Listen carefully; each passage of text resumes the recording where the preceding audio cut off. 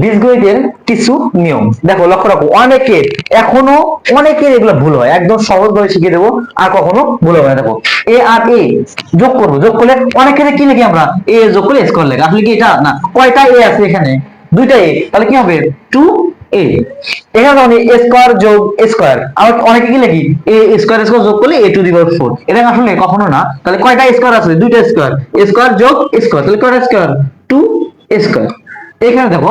এ গুণ এ, এটা অনেকেই আমরা জানি না কেমনে গুণ চিহ্ন হয়ে, এটা কি কি করতে হবে আমাদের, এ গুণ এ, এ এমন আছে কখনো না। তো দেখো এর উপর আমাদের কি আছে, 1 আছে, এর উপর এ আছে 1 আছে, আমরা জানি গুণের ক্ষেত্রে, বীজগণিতে গুণের ক্ষেত্রে পাওয়ার গুলো যোগ হয়, মনে রাখবা বীজগণিতে গুণের ক্ষেত্রে কি পাওয়ার গুলো যোগ হয়, তাহলে এ, তাহলে এই দুটো কি লিখবো, এটা এ লিখবো এবং পাওয়ার গুলো যোগ করে দেবো, পাওয়ার কত আছে 1 যোগ এটার পাওয়ার কত 1,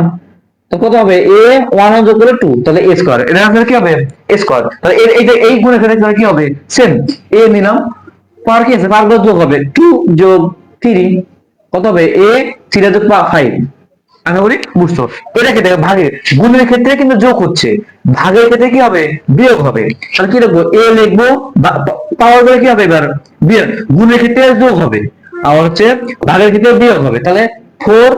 - 2, তাহলে হবে এ স্কয়ার। আবার বুঝো, তো এর ক্ষেত্রে দেখো, যদি পাওয়ারের উপরে কখনো পাওয়ার থাকে, যদি পাওয়ারের উপরে কখনো পাওয়ার থাকে, পাওয়ার দুটো কি করতে পারো, গুণ করে দিতে হবে, তাহলে এ তো এ ঠিকই রাখবো, 3 আর 2 কি করবো, সিম্পল আর গুণ করে দেবো, 3 দুগুণ 6, 3 দুগুণ কত 6, 3 দুগুণ 6, তাহলে এর ক্ষেত্রে এটা তোমাদের কাজ, এ